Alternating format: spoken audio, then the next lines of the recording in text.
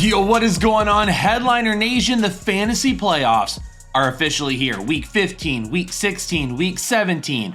Hopefully not week 18. If you're playing week 18 playoffs, y'all are psychos. Talk to your commissioner and fix that right away. But the hard work that we put in all season long is not over with. Over the next 3 weeks, we really need to lock in, find our best lineups, and bring home as many fantasy championships as possible. And with no more buys to worry about, hopefully your teams are at full strength. But if you're dealing with any injuries and you need some guys to step in and help carry the workload, you're in the right place. We're going to go through every single matchup for week 15, and we're going to discuss which running backs are the best bets for your lineups, some that are going to have the most risk, and if there's any out there that we probably shouldn't even be thinking about. And the division rival Rams and 49ers will kick us off on Thursday Night Football for week 15. And San Francisco isn't giving up a ton of yards on the ground this season, but they are tied for the second most rushing touchdowns allowed to running backs. And we know that there's something Kyren Williams loves to do, and that's find the end zone. And over his last 3 games, he has 4 touchdowns. He had a little bit of a stretch where he went cold, but he's starting to heat back up. And the LA Rams are allowing the 8th most rushing yards to opposing running backs. But unfortunately, there's not much that we can say about the 49ers running backs as of this recording,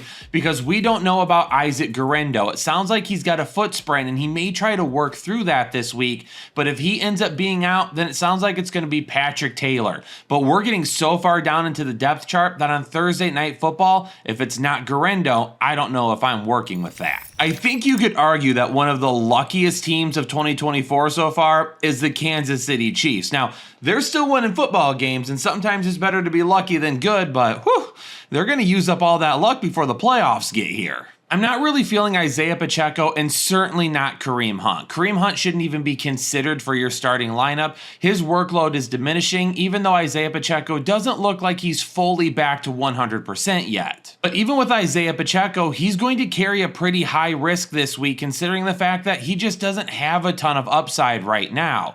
The overall volume in this matchup isn't that great. The Cleveland Browns are allowing the 9th fewest fantasy points per game to opposing running backs. Now, running backs can score against them because they are allowing the 3rd most rushing touchdowns. So if you want Isaiah Pacheco in your lineup this week, you're really hoping he finds the end zone, because maybe 50, 60 yards could end up being his cap, and that's just not nearly enough if he's not scoring. Kansas City is currently allowing the fewest rushing yards and fantasy points per game to the opposing running back position. And Nick Chubb is at a point where he's barely averaging 3 yards per carry on the season. And Jerome Ford is getting a lot of touches right now as well, because Nick Chubb just isn't back to 100% health. And we knew that coming into this, that he wasn't going to be a guy that was going to be at 100% probably until next year. So if you have Nick Chubb and you've just been holding on to him, hoping that when the playoffs get here, he could help you roll through them, I would probably be looking for somebody else. Chase Brown is continuing to make a case to be one of the higher drafted running backs in the 2025 fantasy football drafts.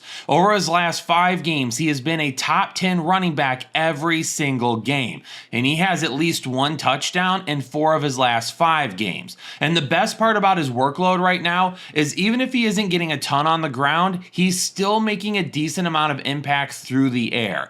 Chase Brown right now is a guy that we absolutely need to start. Now, he's got a low risk for me this week. It's not the easiest matchup in the world, but Cincinnati has been finding a way to make him fantasy viable every single week. Tony Pollard only has 4 games this season where he hasn't finished as a top 24 running back, and he's ran for over 100 yards in 2 of his last 3 games. He's definitely one of the safer guys that you can have in your lineup right now. And right now over on Underdog, his projection for this week is only 64.5 rushing yards.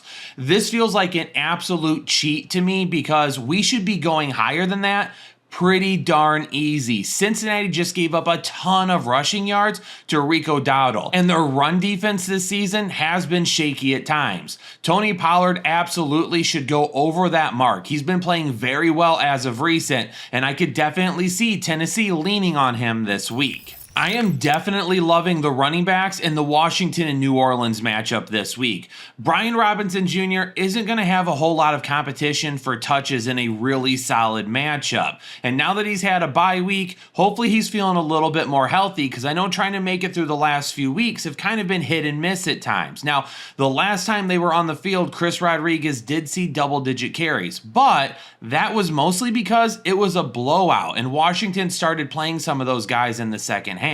When things matter the most, Brian Robinson isn't coming off the field. And New Orleans is currently allowing the 5th most fantasy points per game and the 2nd most rushing touchdowns to opposing running backs. This matchup is extremely solid for Brian Robinson. And for Alvin Kamara, Washington's allowing the 5th most rushing yards to opposing running backs. And he's going to be playing with a backup quarterback this week in an absolutely depleted wide receiver core. So Alvin Kamara is probably going to see a ton of touches. And I have to assume that New Orleans is going to be running the football quite a bit. And his rushing total over on Underdog right now is only 59.5 rushing yards. I guarantee that number at least goes into the high 60s by the end of the week. We all need to be over on Underdog right now, putting in our tickets, going higher than 59.5 rushing yards for Alvin Kamara, because that is an easy win for us. The New York Giants are allowing the 8th most fantasy points per game and 4th most rushing yards to opposing running backs.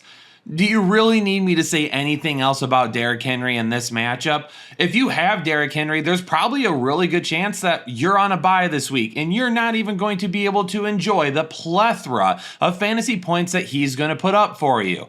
But if for some reason you're not on a bye this week, congratulations. You're getting a guy that's going to be a top 5 running back. Tyrone Tracy, on the other hand, doesn't have nearly the advantageous matchup that what Derrick Henry does, because right now the Baltimore Ravens are allowing the 2nd fewest rushing yards to opposing running backs. Now, good news for Tyrone Tracy. He saw 10 targets last week, which if we can keep up that type of a target workload for Tyrone Tracy, he's going to be a guy that realistically is a must start for us every single week, because he is the lead back. And it was good to see him as the lead back. He had kind of a little bit of an issue there with fumbling, and he got his punishment for it, but Devin Singletary went back to a very limited workload last week, and Tyrone Tracy was the guy, touchdowns in back-to-back games.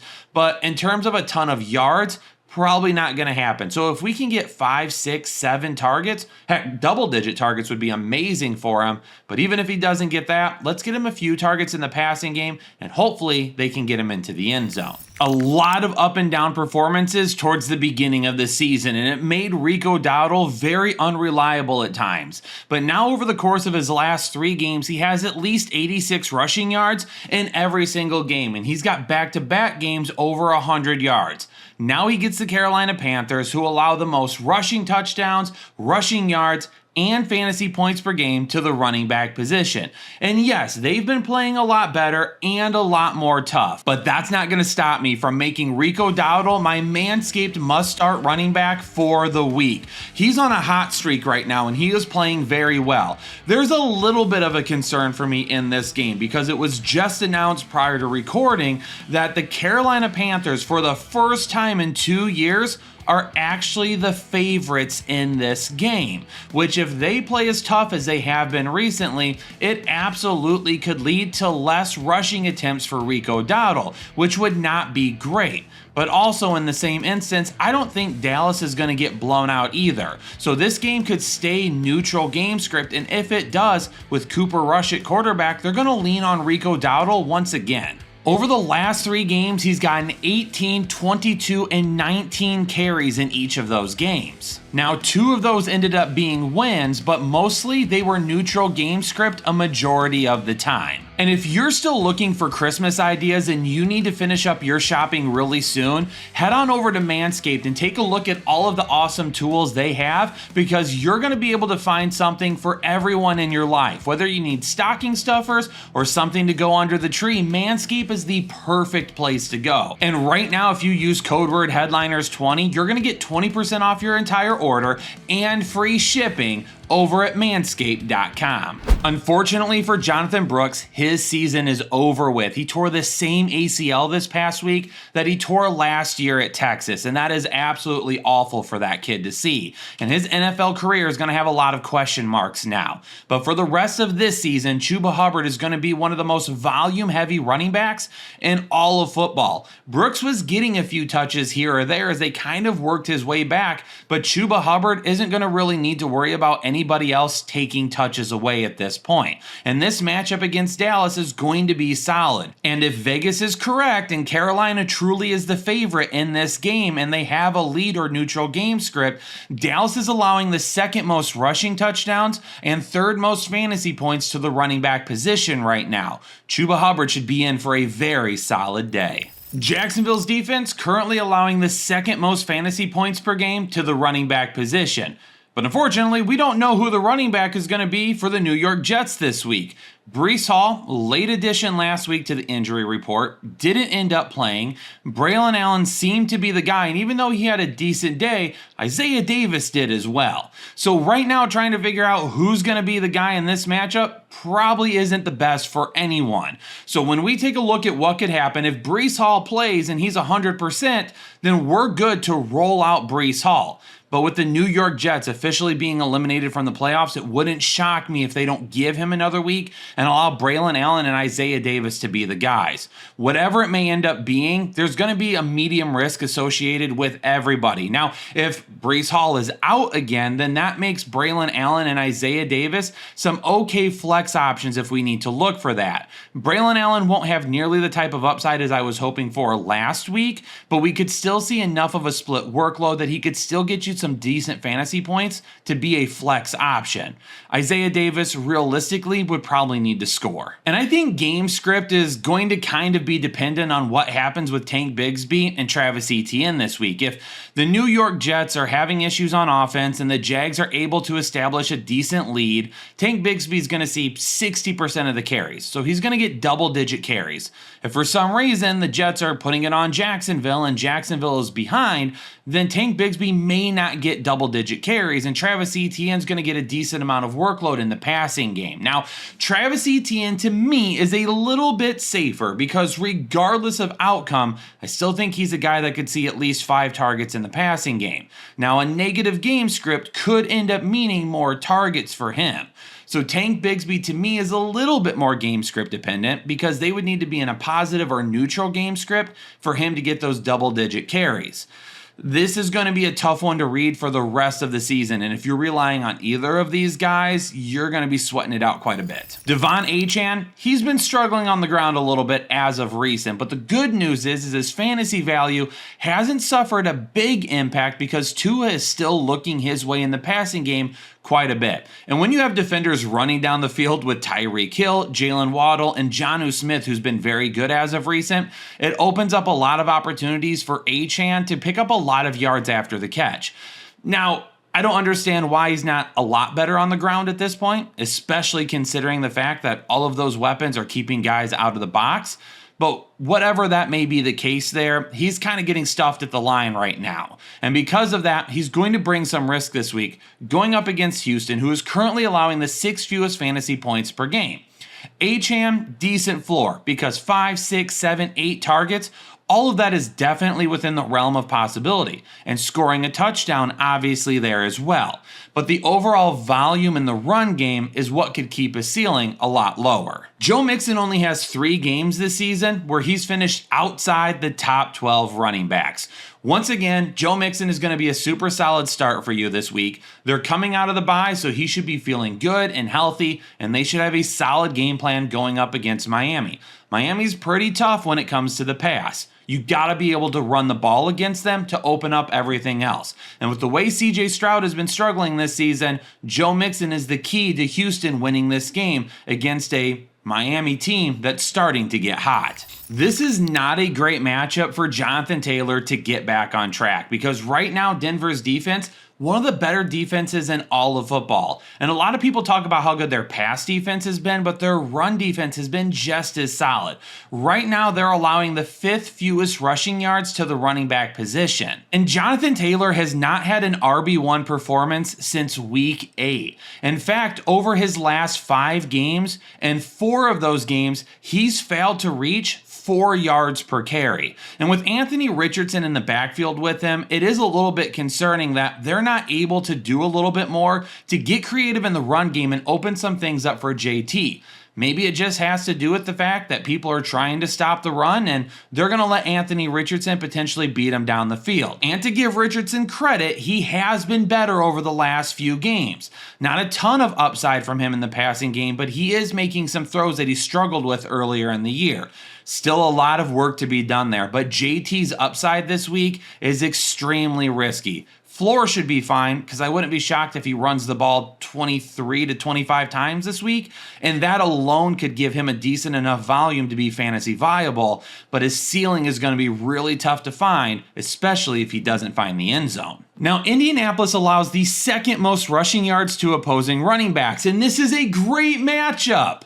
But who's going to be the guy? Because back in week 10, everybody thought the Audric Estime breakout was coming, 53 rush yards on 14 carries. But then in week 11, Javonte Williams led the backfield with 59 yards on 9 carries. So everybody was like, all right, we're back over to Javonte Williams. But then in week 12, Jaleel McLaughlin led the way with 44 yards on 7 carries. Now, Jaleel McLaughlin actually rolled that over to week 13 as well and led the backfield in back-to-back weeks. Now coming out of the bye, who is it going to be? Since it's been Jaleel McLaughlin the last 2 games, I'm going to roll with him to be the medium risk play here. But I'll tell you what, he's way closer to being a high risk, and I don't know if I want to trust anyone in this backfield. If Jaleel McLaughlin has a solid day again, then I think for the rest of the fantasy playoffs, he's a guy that we take a look at. But this week, if you're trying to win the first round, I would be looking for other options. The game of the week in week 15 has to be the Buffalo Bills at the Detroit Lions. There is so much on the line for both of these teams. Buffalo suffering another loss last week to the LA Rams is not great for their shot at the #1 overall seed. And for the Detroit Lions, they have to keep pace because Minnesota keeps finding ways to win one way or another and are right behind him for the lead in the division. And I'll tell you, Detroit wants home field advantage. A win over Buffalo this week would be absolutely huge. I expect both of these teams to show up ready to play. The Detroit run defense is allowing the 2nd fewest fantasy points per game and 3rd fewest rushing yards to opposing running backs. But a lot of this matchup is going to depend on how healthy they are. Now, from what I've seen from the Monday practice report, it does appear that the majority of the guys that have been banged up are going to be ready to play this week. DJ Reader and Levi Onwuzurike are 2 guys that in the middle of that defense, along with Aleem McNeil, are going to be very, very important to stopping the run this week. Now, last week for James Cook, he snapped a streak of 3 straight top 12 performances, and that matchup was golden. He absolutely should have been a top 12 running back once again. But LA came to play, and the game script just didn't allow Buffalo to run the football as much as they probably would have liked. This matchup is going to be way tougher. Now, over the course of his last 7 games, James Cook has had 3 performances at running back 29 or lower. This matchup, if Detroit is at full strength, unfortunately could bring one of those weeks, but he also could end up being just fine. Now, Buffalo is allowing the 4th most fantasy points per game to the running back position, but overall this year, they've been pretty tough against the run. It's running backs in the passing game that have caused them an issue, because their defense has allowed the 2nd most receptions, 2nd most receiving touchdowns, and 3rd most receiving yards to opposing running backs. David Montgomery, low risk, because we know if Detroit gets in the red zone, especially either at the beginning or end of the game, David Montgomery is going to have a shot to score a touchdown. But Jahmyr Gibbs and his work in the passing game this week could absolutely be the key to Detroit beating Buffalo. If Buffalo at Detroit is the biggest game of the week, Pittsburgh at Philadelphia is a very, very close second. Philadelphia is allowing the 4th fewest fantasy points to the running back position right now, and Najee Harris has been up and down. This past week, he did score a touchdown, but unfortunately, the yards really haven't been there. Philadelphia is currently allowing the 4th fewest fantasy points to the running back position. And I know a couple of weeks ago, Najee Harris finished as the RB3 and had a huge week for you. But when you take a look at the bigger picture, over the course of the last 7 weeks, 6 times he has failed to make it inside the top 15 running backs. So while that was a really great performance from him in this tough matchup, I think expecting him to finish inside the top 15 once again is probably unrealistic. He'll see the majority of the workload, but you're going to need a couple of big runs, and you absolutely need a touchdown. And Pittsburgh's defense, just as solid. They're allowing the 6th fewest rushing yards to opposing running backs on the season right now. And we know Saquon Barkley is chasing that record for most rushing yards in a season. And while I do think that he's going to get there, I do believe that he has a great floor this week, but a low ceiling. He could run for 100 yards this week based on the volume alone. But if he doesn't score a touchdown, you're probably looking at a guy that's right around RB12 to RB10 instead of being a top 5 asset. Now, if he scores a touchdown, then that's a complete game changer, but Pittsburgh's defense is going to be tough. If you made the playoffs with your fantasy team that had Ramondre Stevenson and or James Conner on it, kudos to you, because unfortunately their performances have been up and down all season long. So if you're in the playoffs right now and you have those guys on your team, this would be the best possible scenario for them to start popping off. Arizona is allowing the 10th most fantasy points per game to the running back position. And even though Ramondre Stevenson hasn't had a ton of upside as of recent, he does have at least 18 carries in 4 of his last 6 games. If New England can keep this game close, neutral game script could lead to another 18 carries, which would at least give you flex type numbers for Ramondre. Now, if there was a matchup for James Conner to finally start finding his ceiling again, it would be this week against the New England Patriots. They're currently allowing the 6th most rushing yards and 9th most fantasy points per game to the running back position.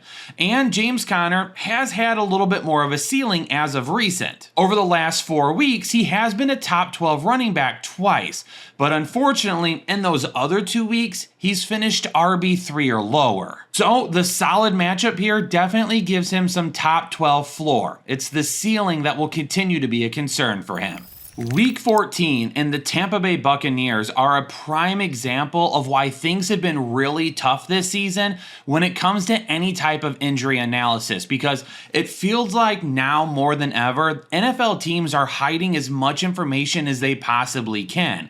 And a lot of times, some of the practice reports that come out are either just misleading or entirely false.